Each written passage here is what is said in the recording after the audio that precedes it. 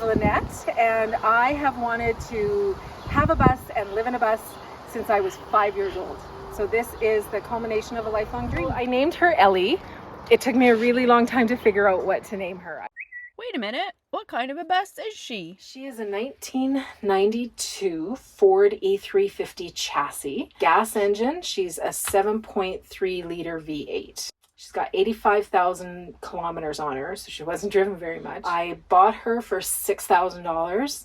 I put so far mechanically, I've put about $7,000 into her. She needs another probably about $2,000 worth of work. I knew that going in, but I had her mechanically inspected before I bought her. The minute I bought her, I drove her down from Edmonton in the middle of November. She's a champ. She drives so nice. She's a trooper. Why did you name her Ellie? I'm a big fan of the saying, how do you eat an elephant? One bite at a time. That's the only way that I could get through this project without completely freaking out and being bogged down in anxiety, is to think one step at a time. She became Ellie because she's my elephant. Let's go see her. Let's go inside. Come inside, my girl. This is my Ellie. This time last year, she had no walls. She had no floor. We would have been standing on the ground inside the bus. And now she's getting really close to being done. So when I got her, the seats were all taken out, but she had a typical bus door here that was leaky and wouldn't close properly, and I couldn't lock it. So I've replaced it with an RV style door. So it's a lot more secure, and I get a screen door. This is my kitchen. So almost everything in here is repurposed or done on the cheap as much as I could. So this was an old cabinet I had in my kitchen, and I cut it down to size and refinished it, and then added in the backsplash just for a splash of color. That's actually just peel and stick. Oh, okay. Yeah. Thank you, Amazon. I'm going to do some tile in the shower, but very limited because tile can have a tendency to crack in vehicles like this unless you use special grout. Little shelf up here for storage, and I'm going to do like some aircraft cable around the front to keep stuff on there, and then Velcro everything down. This sink was out of a restaurant that was closing down, and I got it for $50. It's an absolutely ridiculously large sink for a bus, but I love it. This will be an operational pantry. Right now, I can't open it, but it's going to be a 4-drawer pantry. I don't know if you can sort of see inside. There is a screw loose somewhere that is jamming the mechanics so the drawers won't open. Yeah, this has actually tons of storage. Right now, I've got child locks on everything. Just a typical little child push down, open it up. A couple of them I don't have. I ran out of child locks, so they just open. Big cabinet down under there. Tons of storage. Big drawers, can hold a ton of stuff. It's a really minimal space because of the crazy curve of the sides. So I didn't have a lot of space. I didn't want to cover any more of my windows than I already have. That's why I opted to go with what is going to be a fairly small storage area. They're still long enough. I can put tons of stuff up there. I'll add some storage baskets and things in the bathroom. Of course, nothing is square, nothing is straight, so the bus is very curved, so I had to build these little wedges in order to be able to have a 90-degree bracket and have it actually keep the shelf level. Kind of a happy accident, realize that these can be good curtain rod holders. So I've got them magneted together right now. The curtain will hide that. They can be separate or go together, so that I can take them in and out of there as I need to. So this is tool storage right now. Ta-da! Because of the curve of the bus, I couldn't put my cabinets right up against the wall, or I would have lost access to opening the windows. If you look down, there's actually a fair space there. It's not huge. It's like 4 inches or so, but all along the entire back of this cabinet, so I can do storage. Like I can put my Reflectix when I'm not using them, put like my ladder down there, that kind of thing. I had to be able to reach over and open my windows, and I couldn't have done that if I'd put my cabinets right up against the wall. It's a loss of floor space, but it made sense to me because I need to access those windows. That's my one complaint about this bus, is that the windows open on the bottom. Most of these style buses, and I think maybe it was just the year I have, most of them have slider windows up here, which would have been so much better. I wouldn't have so many issues with opening my windows, but it is what it is. It's the only thing I don't like about her. So I just live with the fact that my windows are tough to access. And I've even deleted 5 windows. Where the freezer goes, that used to be a window. There was 2 windows above my, on the headboard of my bed. And there was 2 windows in the bathroom that are now gone.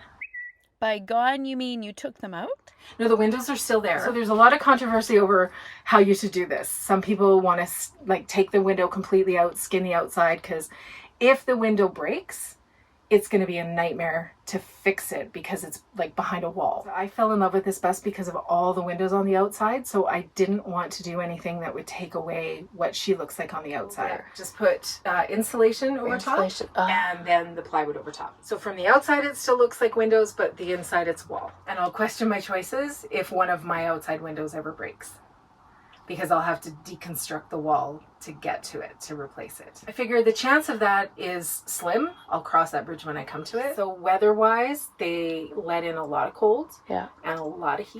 They're cheap, crappy windows that came with it. I wasn't in a financial position to replace windows, and because look at them, I can't even imagine what that would have cost. I would have had to completely change the whole entire outside of the bus. It would have cost me probably $10,000. So how do you insulate windows like this? What I did is I sealed the windows really well, spray painted them black so they just look like tinted windows from the outside, did the insulation over it, and then put a wall over top. Got a lot of insulation. The floor is insulated, the walls are insulated, the ceiling's insulated. I was going to do all sheep's wool in the ceiling, but I ran out and I only needed a little bit, so I couldn't justify buying it. I got some of this from my cousin who did his Sprinter van in it, and he had some leftovers. I got some of it off Facebook Marketplace for super cheap. So I couldn't justify, after spending only $80 for all of the sheep's wool that I have, and then going and buying a bag off Havelock for $300. So I did the rest with the rock wool, and that's what's in all the walls. So I looked at spray foam. I know that's sort of the gold standard for these things, but I'm not a fan of the spray foam, and it was so expensive, the quotes that I got. So I decided to do rock wool myself, and I love its fire retardant properties. Blackout curtains, I've got Reflectix. I'll insulate my curtains.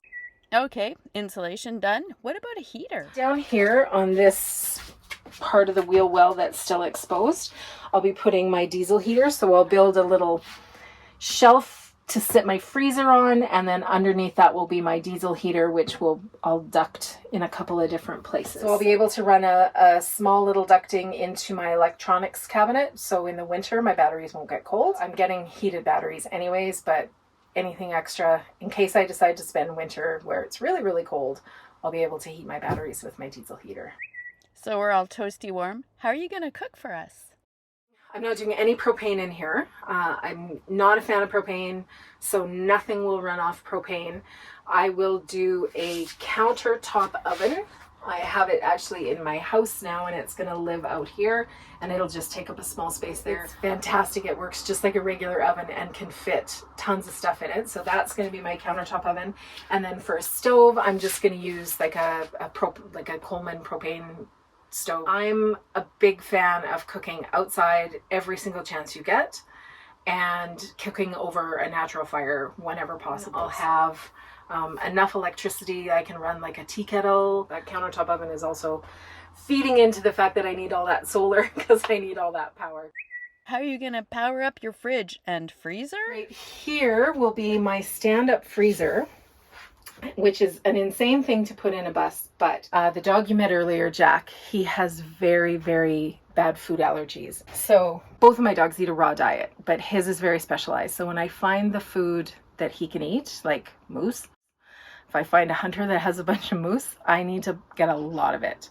So I have to have a stand-up freezer so I can carry hundreds of pounds of food for the dogs. And because of that, I had to really bump up the amount of solar that I have. I've got 4 380 watt solar panels that are going to go on the roof. That's 1,520 watts of solar. The rack is installed.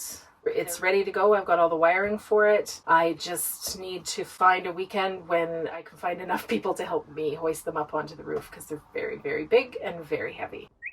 How else is Ellie getting her power? I'm going to have, at least to start, 600 amp hours of the lithium batteries. As you can see, everything's wired. We just have to actually hook it up. Electricity scares the living daylights out of me, so that is the one thing I'm sort of outsourcing. I've had an electrician come and help me wiring in all the lights and the outlets. So he ran all the wires for me, taught me how to wire up the outlets, so then I wired up everything. I wired up my little reading lights above my bed all by myself, so I was pretty proud of that. I'll have an electrician help me out with the actual install. I don't understand how to put in a bus bar and a shunt and all of that and wire up a DC to DC charger to the alternator of the bus. Both of these big back doors open, big like gull wing doors. Such a fantastic feature, and because of those doors and the way that they operate is why I chose to make my bed hinged. So it's not all hooked up yet, but you can see the hinge runs down the middle, so it'll be hinged. And so this side can come up and create almost like a couch, have the back door wide open at a lake, have all sorts of cushions lined up there, you know, hashtag van life, right? And just be sitting in my bus enjoying the lake from the inside. But it also makes it so that it's accessible. My water tank is going to be down on that side. It's actually in there. Can't really see it. It's not hooked up yet. I have access from above, inside, access from above, outside, access to my entire electrical cabinet through this door, and access to my garage through the back door. And then I'll be building cabinets, a full U-shaped cabinet all above the bed on every wall. So that'll be my main clothing, linen storage, all of that. So there'll be actual cupboards, not just open storage like everywhere else. I've got my little pot lights ready to be cut through the plywood that's going to go in the ceiling. Every one of my outlets has USB ports in it. So I have outlets all over. I have an outlet in the back of this part of the couch for my bed. There's a USB port on each of these lights. And I've got an outlet under here. So like I can plug my computer in when I'm sitting at the table. I've got my outlet over here. That one doesn't have the USB ports because it's a GFI protected outlet. Anything near the sink and in the bathroom is all GFI. My whole electrical system is going to live under the bed here. Right now it's just a junk place, but all of my wires lead to under there. That's where I'll store my batteries, my inverter, my charge controller. This is the platform for my bed. Lots and lots of holes for ventilation. Anybody who lives in one of these knows they need ventilation or your mattress will go moldy. So I went a little overboard and put in probably more holes than I needed to. I just had a lot of fun with the holes. It's sturdy and it holds me and the dogs, so that's all that matters. Up here will be a drawer that slides out for a fridge, because I'm going to do a chest fridge, typical van lifer chest fridge. And then the slides on the bottom are for a giant drawer that will slide out to the back. And then behind that will be sort of garage space and storage. A headboard for my bed and my little reading lights. An unfinished ceiling so far, and so there's still a lot of work to do, but we're getting there. I put this Max Air fan into my escape hatch. What it allows me to do is still open up my hatch and get out onto the roof if I need to wash my solar panels. So you can literally use the escape hatch to escape the bus. Yeah, I just need a ladder. I'll get one of those telescoping ladders and I can climb right up onto the roof. That's how I managed to do all the stuff that I've done on my roof. This is the living room slash dining room slash spare bedroom. Right now it's down in couch form, but there's storage underneath. These pull out for storage underneath. And this just slides right under there. So there's two of them per side. And when they sit there, then this becomes much more stable because I had to build it up over my wheel well. That's why it's not flat down on the floor, so that someone can sit on there. And I have a lagoon mount for my table. But unfortunately, we're on such a slope right now. If I set my table up on the mount, it just falls forward because parked on the street as we are, there's a heck of a slope. The table, we just move this just comes out of here, and the mount just sits in here, just slides right down in there. What's so great about these lagoon mounts, right? The table just swivels and moves all around, so it's very, very functional. I suspect I'll probably use this as a bed more than just about anything else, and as a couch for the dogs for travel. Yeah. And then last but not least is the bathroom. So again, Barn door right now, we're on such a slope, it swings out. Bus is level. This is perfectly level and works fine. But I was driving it around yesterday and it's on a slope right now, so I got it ratchet strapped. I was so excited to be able to put a barn door in because I've always wanted a barn door in my house and never got around to it. So when the opportunity came, I put a barn door in my bus. Yeah. Just like that. Slides. Oh, it just glides so nice. It works so well. I found this door on Facebook Marketplace for 20 bucks. And just had to cut it down to size and refinish it. On this side, I've got a composting toilet that I built myself and two little side things, one for my compost medium. Like right now I've got a bag of sawdust in there. I haven't even used it. I've just been collecting sawdust through the build. And then this side will be storage for like toilet paper. Right now it's my in case of emergency in the bus toilet paper. Did you say you built that compost toilet and it's got a urine diverter? I had a friend 3D print me a urine diverter and have come to the realization that that's not actually going to work because 3D printing creates ridges. I can't seem to get rid of the ridges. That's going to hold bacteria and stuff. So I'll be buying a proper urine diverter, but right now it's just sort of sitting to look as it would. All it is so if you look inside there, it looks kind of yellowy because the Varathane on the white turned it kind of yellowy. But let me just take the bucket out of there. It's literally just some 2x2s. And then I used plywood on the outside. I used thin plywood. I originally tried to build it out of 3/4 inch plywood. And I just couldn't get it to bend enough. And it was too heavy. So it's one piece of plywood, kerf cut. And then sanded it so you can't tell. And then I just jigsaw cut out that. And then that hole that the urine diverter is going to connect to, and then a regular toilet seat lid. Yep, so the bucket goes, I just have it. So there'll be like sawdust in a bag. People talk about composting toilets, but let's be real. You're not composting anything in these toilets because to compost human waste takes months to get dirt out of it. Nobody's going to sit on that for months. So essentially it's fancy pooping in a bucket, but we call it a compost toilet because it sounds nicer. I thought pink was lovely and that would just cover up the fact that it's people think it's apple juice when I carry it to the bathroom to throw it out. So that sits in front and then the urine diverter just tucks right into that pee bottle. But I will get a proper urine diverter. Oh, I was so disappointed that the 3D printing didn't work, but you never know until you try, right? And so you try and you find out it doesn't work and you problem solve and you come up with something else and then you figure out what works. How does the poopy work? So the poopy there'll be a bag, sawdust, and then like every couple of days I'll be emptying that. If I notice that it's odorous in any way, I'll probably install a little 12-volt fan in the back, like a little computer fan, and that can help. I'll just vent that to the outside. Empty it daily, every other day. So when you go poop, then the poop just naturally goes into the poop area? And Well, then you sure hope so. Oh, okay, so you leave the urine diverter in while you go poop. Yeah. You have to kind of train yourself to do them at 2 different times because you don't want them to mix because that's when the sewage really stinks, is when you mix the feces and the urine together. That's where you get the really bad odor. When you keep them separate, you lose a lot of that really gross sewage smell. So there's some shifting that needs to happen as you do each different duty. It takes some practice and I've been practicing for months. So trying to teach myself how to go to the bathroom properly. What do you do with the used toilet paper? A lot of people will just put that in the garbage. And so I try to use minimal and the RV type toilet paper. But I figure if I'm emptying it every couple of days, I'm not going to put the toilet paper in a separate garbage. I'll just put it in there because I'm emptying it every couple of days. And then I'll add the tons of sawdust or kitty litter or coconut coir or whatever I can happen to get my hands on. And then this side is still open. I haven't fully finished off this wall, but this will be my shower. So I'm using a wash tub for the tub part. I built a little frame to house that, and then I'll put up curdy board and red guard everything, and then the shower will be tile. I have never tiled a single thing before in my life.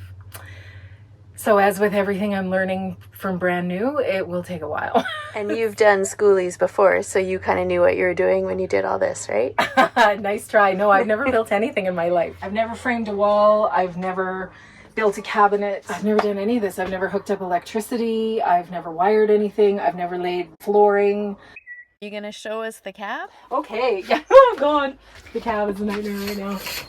So right now it's a storage area. I took out the passenger seat for a couple of reasons. Number one, I don't want passengers. I love people, and I want people to come with me and be with me, but you have to have your own vehicle and you have to have your own place to sleep. That bed is for emergencies only.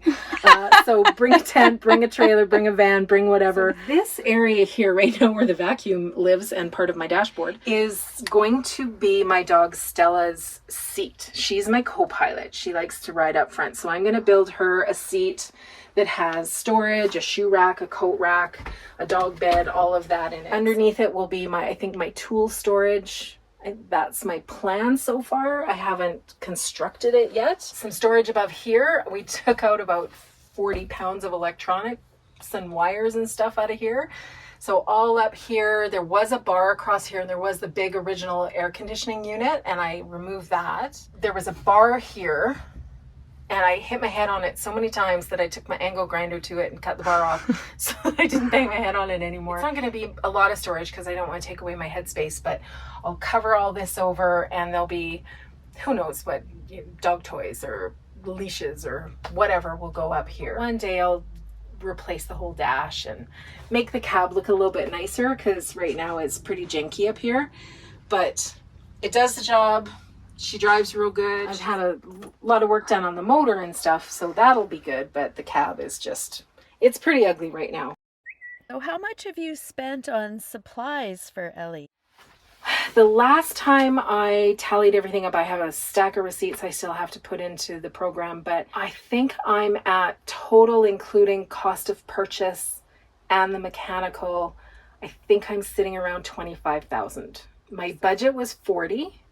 I know that I'm going to spend at least 10 grand on my electrical setup. I think I'm going to come in probably in the end a couple $1,000s over my budget of 40,000, but that's not bad. That's a vehicle and a house for $40,000. So I think I'm doing pretty good.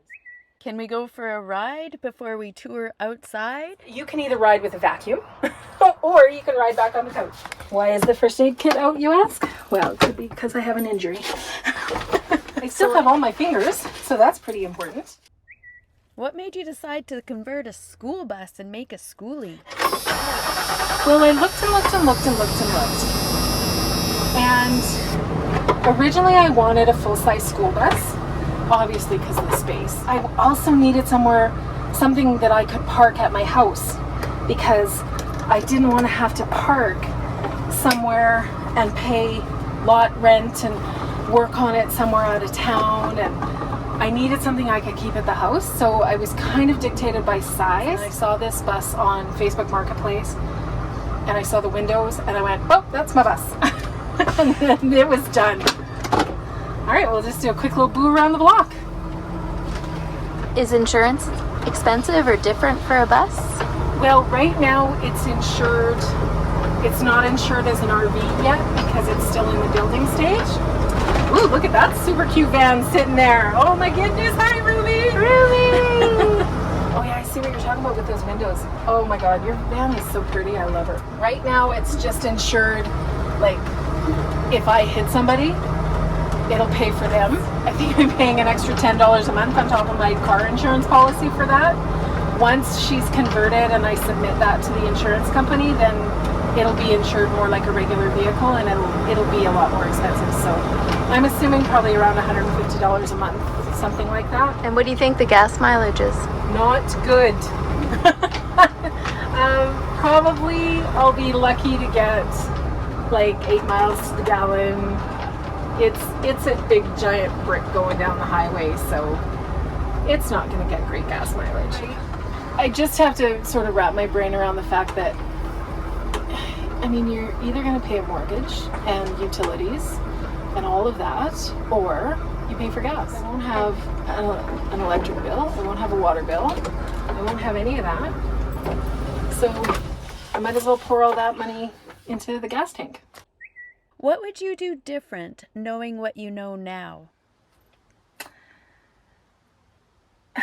I know that I created a bit more work for myself in the order of things that I did.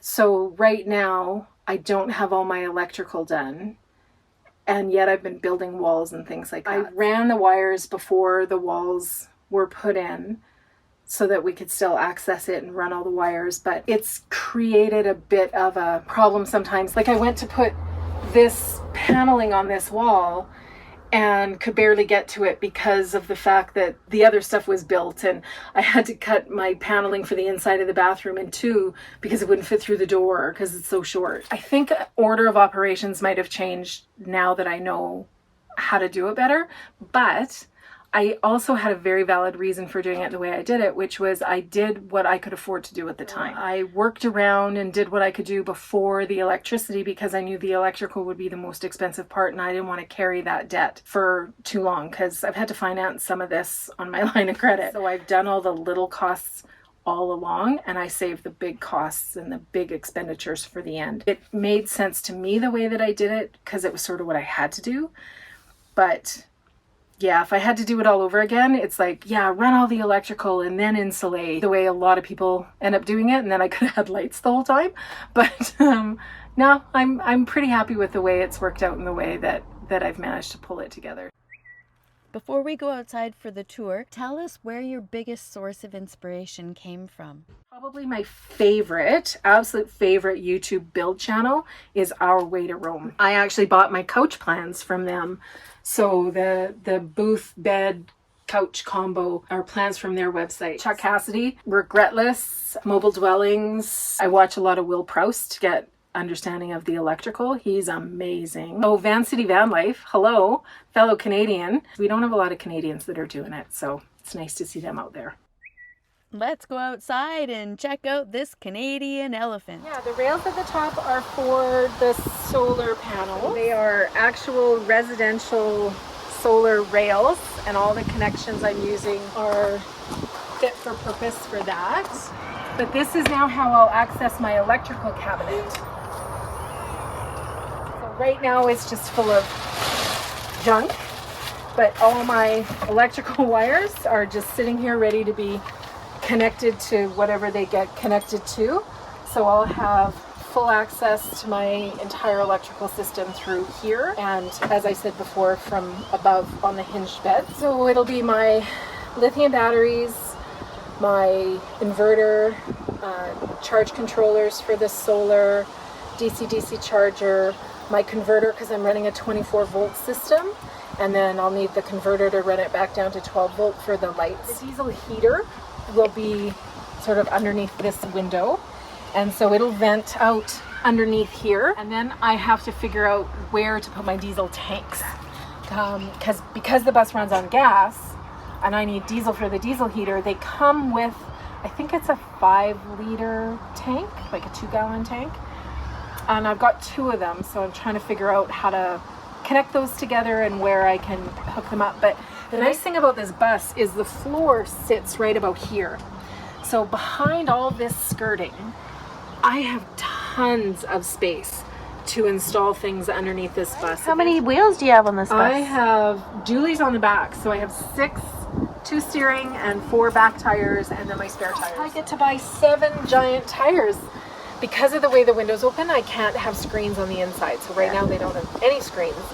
And I'm trying to come up with a way where I can construct a frame that I can attach the screen to and then just Velcro it on here.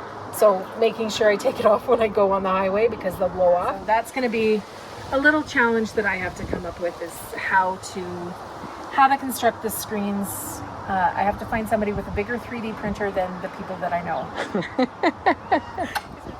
And then I had to, because I'm short, I had to come up with a way to be able to pull it down when it's all the way up.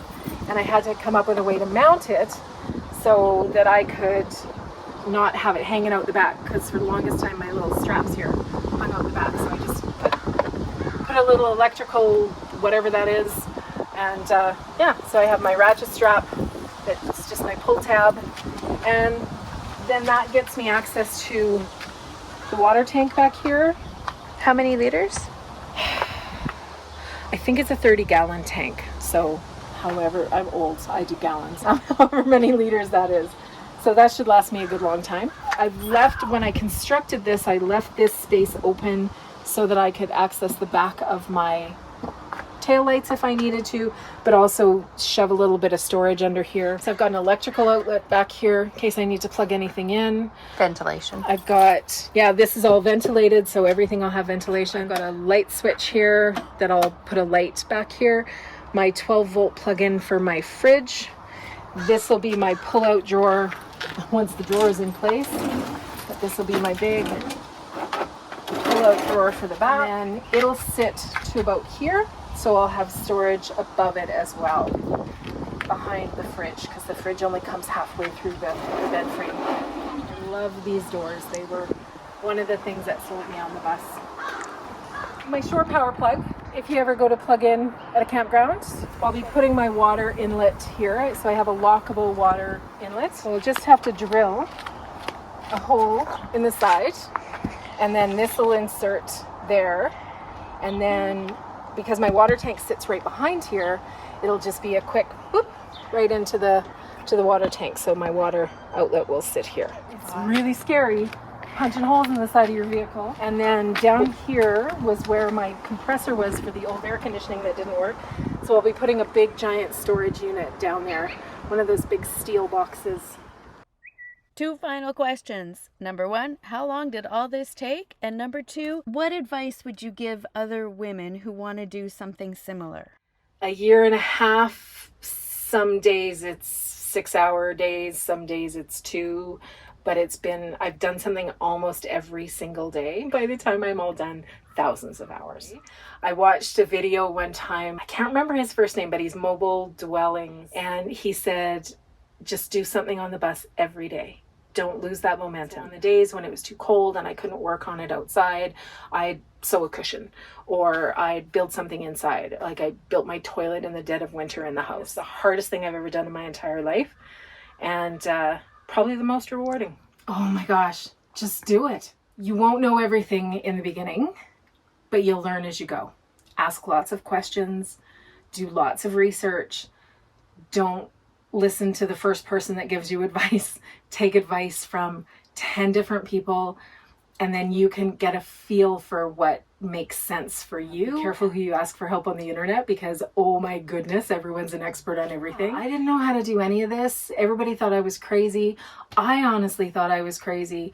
I didn't think I would follow through, because I'm a really good starter. I'm a really good planner, but I'm not a good finisher. The fact that I've gotten this far, that I can see the finish line now, which is 2 months and 2 weeks away. I have learned more than I ever thought possible. I have grown more as a person, as my abilities to just problem solve and do stuff. It has completely changed my outlook. It has completely changed how I view things. I'm not in great shape. I'm not strong. I have arthritis in my hands, but I have managed to make it work. And if I can do this, anybody can do this. I think we're all so much more capable than we think. We need to stop listening to the opinions of others out there who say, oh, that's going to be too hard, or aren't you scared to be on the road alone? No, I'm not. I think it's safer out there than in the city. Thank you so much for giving us this tour, Lynette. We love you, we love Ellie, and we know that you're going to have many safe, happy, and exciting adventures together. Mwah, mwah, mwah.